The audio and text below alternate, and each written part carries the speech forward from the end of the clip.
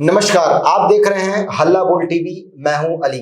कृष्णा अल्लावरू को अनऑफिशियली छुट्टी पर भेज दिया गया है और इधर अविनाश पांडे ने कमान संभाल ली है। क्या है पूरा मामला, इस पर ज्यादा जानकारी देने के लिए हमारे साथ हल्ला बोल टीवी के संपादक दीपक शर्मा। देखिए, अविनाश पांडे यूपी कांग्रेस के प्रभारी हैं जी, कांग्रेस के राष्ट्रीय महासचिव हैं और अब बिहार के अघोषित प्रभारी की तरह काम करेंगे।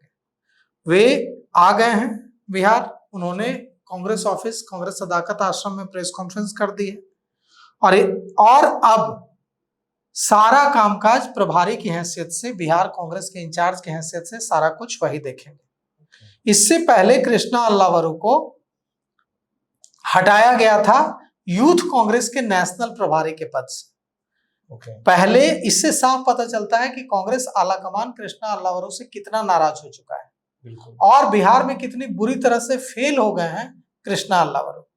बहुत भरोसे के साथ राहुल गांधी ने कृष्णा अल्लावरू को बिहार भेजा था और वे पूरी तरह से फेल हो गए।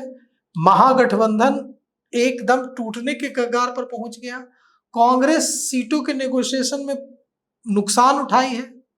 इससे अच्छा फ्रेंडली अगर नेगोशिएशन होता, इससे बेहतर स्थिति होती। इसके बाद कांग्रेस नेतृत्व ने, कांग्रेस आलाकमान ने उनके खिलाफ एक्शन लिया और उन्हें यूथ कांग्रेस के नेशनल इंचार्ज के पद से हटा दिया। और यूथ कांग्रेस के नेशनल इंचार्ज के पद से हटाने के बाद अब बिना ऐलान उनको अघोषित रूप से पूरी जो बिहार चुनाव की कवायद है उसकी जिम्मेवारी संभालेंगे अविनाश पांडे। अविनाश पांडे उत्तर प्रदेश में कांग्रेस के प्रभारी हैं। उन्होंने कल एक ट्वीट किया। उसने लिखा, कल जो ट्वीट अविनाश पांडे ने किया उसमें लिखा कि कल से बिहार प्रवास पर रहूंगा। अविनाश पांडे लिख रहे हैं, यूपी कांग्रेस के प्रभारी राष्ट्रीय महासचिव, कि कल से बिहार प्रवास पर रहूंगा, जहां आगामी चुनावों के लिए संगठनात्मक समन्वय और रणनीति निर्माण की जिम्मेदारी संभालूंगा। यह केवल एक चुनाव नहीं बल्कि बिहार की दिशा और दशा तय करने वाला निर्णायक अवसर है। एनडीए सरकार ने राज्य को बेरोजगारी, पलायन और विकासहीनता की ओर धकेला है। और जो भी चीजें उन्होंने लिखी है, उसके बाद उन्होंने लिखा है कि श्री राहुल गांधी जी के नेतृत्व में कांग्रेस एक बार फिर जन आकांक्षाओं का केंद्र बनकर उभरी है। हमारा उद्देश्य स्पष्ट है, संगठन को सशक्त करना, कार्यकर्ताओं के उत्साह को दिशा देना और बिहार में कांग्रेस की विजय सुनिश्चित करना। विश्वास है कि कांग्रेस कार्यकर्ताओं के सामूहिक परिश्रम और जनता के समर्थन से इस बार बिहार बदलाव की मिसाल बनेगा। तो आपको नहीं लग रहा है अली, यह सुनकर कि अविनाश पांडे एक तरह से यह इशारों में बता रहे हैं कि अब बिहार कांग्रेस की कमान मेरे हाथों में है। और जब पहले से कृष्णा अल्लावरू थे जी, तो अविनाश पांडे को इतनी जिम्मेवारी देकर भेजने का कोई मतलब नहीं था।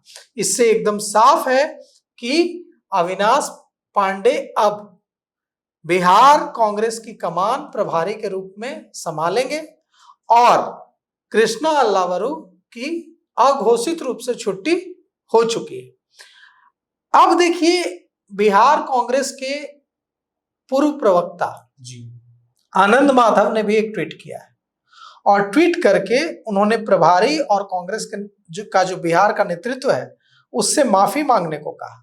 क्यों कहा? उन्होंने कहा कि जो महागठबंधन की प्रेस वार्ता हुई उसमें राहुल गांधी की तस्वीर नहीं थी जी, उसमें सिर्फ तेजस्वी यादव की तस्वीर थी। ये राहुल गांधी का अपमान है और ये सारा अपमान को किसी भी कांग्रेस के नेता ने पप्पू यादव को छोड़ दे। पप्पू यादव ने कहा था कि हाँ ये गलत है, राहुल गांधी की तस्वीर होनी चाहिए। पप्पू यादव के अलावा किसी नेता ने एक शब्द नहीं कहा कि हाँ राहुल गांधी की भी तस्वीर होनी चाहिए उसमें।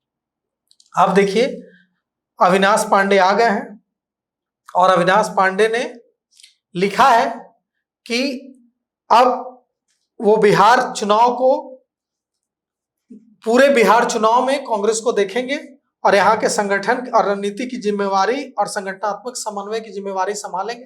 अब देखिए, कृष्णा अल्लावरू तो फेल हुए, बुरी तरह से फेल हुए। अब अविनाश पांडे किस हद तक सफल होते हैं यह हमें देखने का, हमें भी इंतजार होगा। तो सुना आपने इस पूरे मामले पर आपकी क्या राय है? अपनी राय कमेंट बॉक्स में जरूर दें। तो फिलहाल इस पेशकश में इतना ही। आगे की खबरों के लिए देखते रहिए हल्ला बोल टीवी। धन्यवाद।